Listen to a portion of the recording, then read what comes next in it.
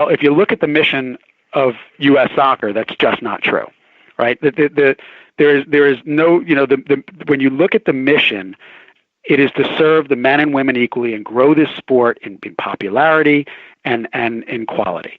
It has nothing to do with revenue, and revenue, tying anything to revenue undermines our mission completely.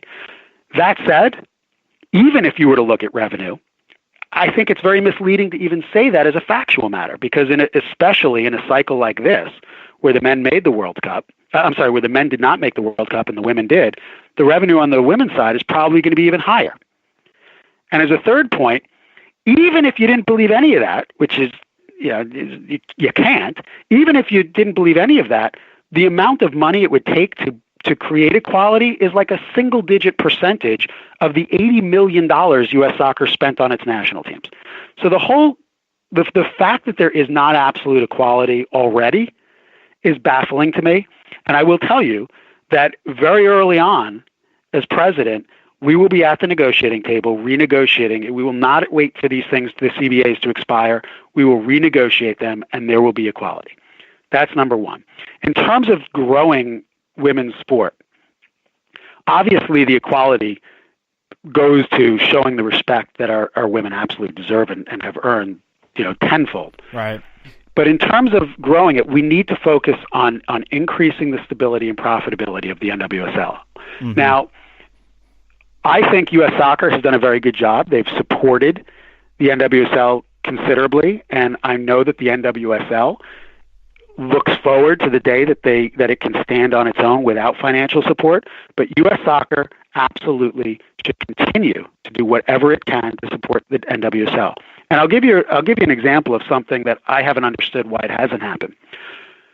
I think one of the ways that the NWSL will succeed is through partnerships with MLS, and several teams are doing that. When you think about it, you've got teams in the same market in MLS that have NWSL has teams in the same market as MLS, where those teams are financially stable, they're secure. There's a lot of synergies. You can use front office staff. There's a lot of overlap where you can reduce. Use an established infrastructure and reduce your costs, and use those costs and capital that you're saving to invest into your team in the league. One of the ways that I've never understood is, even if you're not going to partner, I went with my kids to an NWSL game at Rutgers University a couple of years ago, and it was fine. Rutgers is a nice stadium for a nice setup for a college, but it's not Red Bull Arena. And I've spoken to folks about that. I've said, well, why doesn't Sky Blue play at Red Bull Arena? It's actually not that far apart from, there's not even that far a distance between that and where they do play. Right. And what I was told is, well, it would cost a lot of money to open up Red Bull Arena. They just don't get enough fans. Mm. They wouldn't bring in enough revenue to cover it. And there's a situation where I say two things. Number one, that's where U.S. Soccer should step in and pick up the difference. Pay for Red Bull Arena. Any loss in opening up Red Bull Arena, U.S. Soccer should step in and say, all right, I'll pay for it. And my presumption, I suspect that it's a chicken and an egg thing. If Sky Blue moves into Red Bull Arena, they will get more fans. You'll have a more professional atmosphere. It is a better facility. You'll get more fans. And so that's one of the ways that we can help. I think there's other things as well.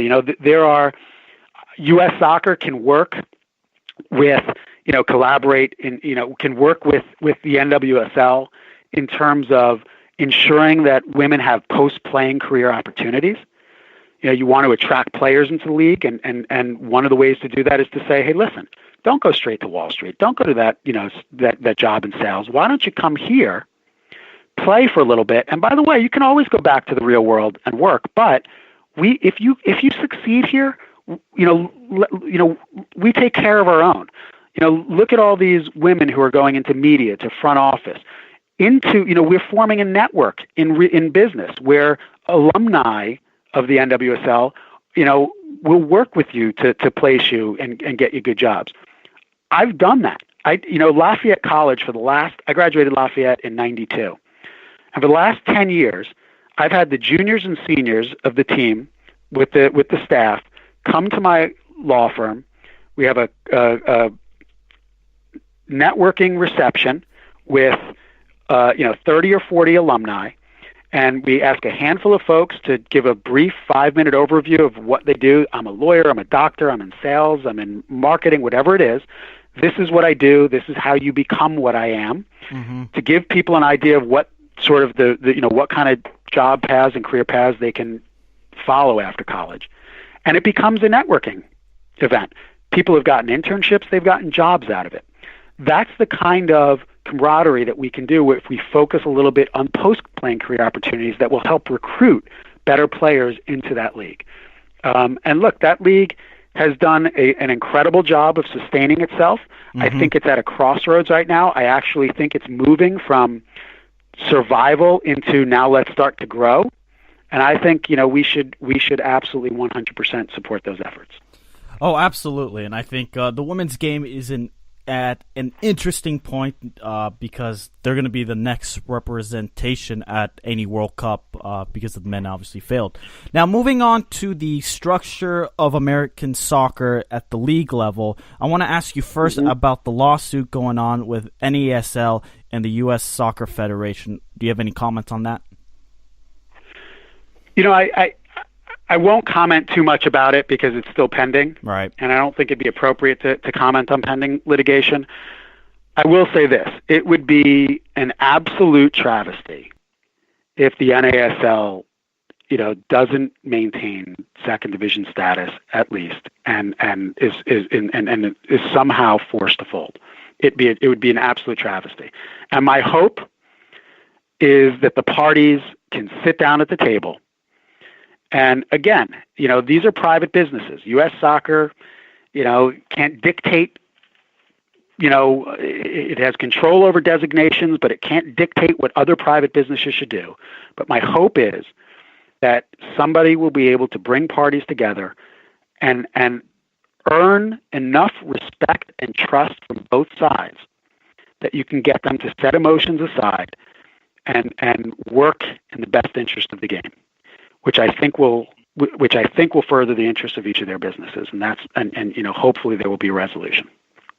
Absolutely, and Michael, first off, thank you for joining us. I know you're a busy man, and we're just gonna ask you this one final question before we let you go, and it's the question that it's all over Twitter. It's all over, and it's all about promotion and relegation. Yep. We hear about it daily. It may be a big issue, maybe not. You offer a really interesting system that implements promotion and relegation. Do you think that your system that you're proposing would satisfy those who are clamoring for it to be implemented in U.S. soccer? Well, I do. I think it would be, listen, the folks who are clamoring for promotion relegation want full-on pro-rel. But what you have to understand is that U.S. soccer is not and should not be in the position of ramming things down people's throats. It's one of the things that they've done in the past, and it's one of the things that they should not do in the future. And that includes with respect to private businesses.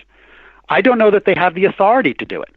Promotion and relegation, I think promotion and relegation would be absolutely fantastic. Mm-hmm. And by the way, I think I'm sure as many, as many others, I'd love to see it in all the leagues in the U.S. I'd love to see it in baseball. I'd love to see it in football if they could do it, if they had, lower leagues. I think it is the best system. It is merit-based. It is, everything about it is spectacular. And I do think you can go in and make a case to MLS and that you should think about accepting this. At the end of the day, it's MLS's decision. MLS is a private business. It does not have to agree to promotion and relegation. It's got contracts that very sophisticated contracts that franchise owners have entered into with the league that are binding. And there are practical limits. So what you need to do is be able to convince people of the business case. And this is something they've all thought through. It's not like they haven't thought through these things. I think an interim step is at least something where people can say, again, when you're dealing with private business, this is what I've done. It's what I do for a living. It's what I've done for 17 years. You need to figure out what are the concerns. sit down with MLS, sit down with the NASL, sit down with USL. So what are your concerns about pro-rel? Why don't you want it? And then once you understand the concerns, you see in negotiations a lot of times, people are butting heads and they are absolute at odds with one another. And when you actually get them to open up, you realize that what one is concerned about has nothing, the other doesn't even care about. And what the other cares about, the other side isn't really concerned with. And so there's an easy fix to getting parties together. If one of the things that MLS is concerned about is, all right, I've spent $150 million on my franchise to get into this club.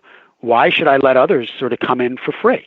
And I'm not going to risk my $150 million investment and say, wait a minute, so my team has a bad year and I spent $150 million and now I'm all of a sudden in the second division. And so the interim step that I think is at least something that we can approach to in a shorter timetable is the idea of guest spots, where you say to MLS teams, you're grandfathered in, you're not going to get relegated. But we're going to create two guest spots. You can come up with a number, but 2 guest spots. And we'll have a promotion.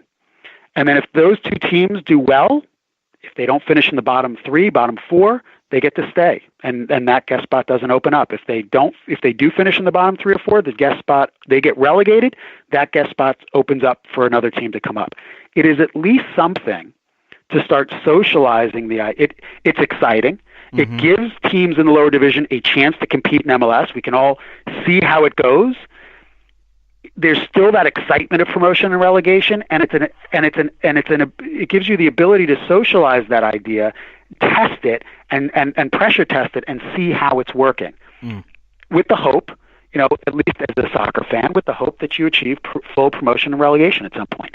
The way to achieve promotion and relegation, in my mind, again, you can talk about these interim steps, but again, it's not ramming things down people's throats. It's building up the lower divisions. It's focusing on building the profitability, stability of the lower divisions, so that gap between the lower divisions and MLS closes, and it makes it more of a realistic practicality to create full promotion relegation.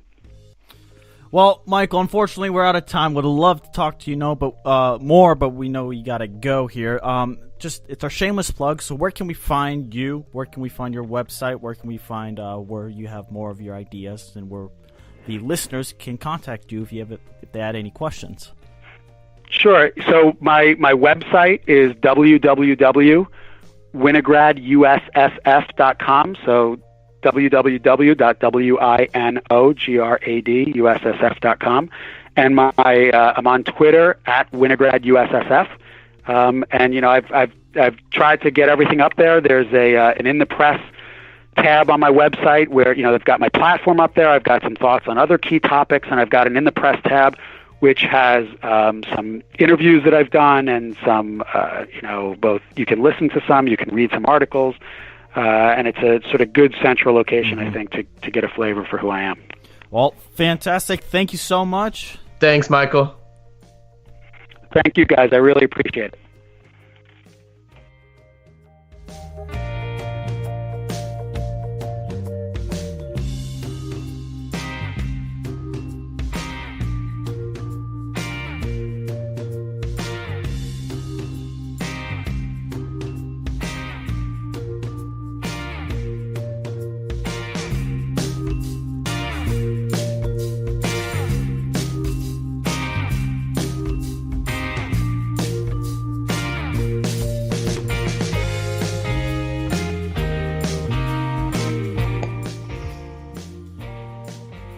That was a great discussion about Michael Winograd's ideas for when he becomes U.S. president. Yeah, and definitely different. Like I can tell you hand over heart that I can define Steve Gans and I can define Michael Winograd. I can really, I can define nice. The differences. That's what we were hoping to get out of these interviews, out of the dialogue, these conversations, and I think we got them, which is fantastic because I think that's what we need. We need clarity in this process. Although we have no vote, we have absolutely no say. We're not going to throw our support behind anybody, but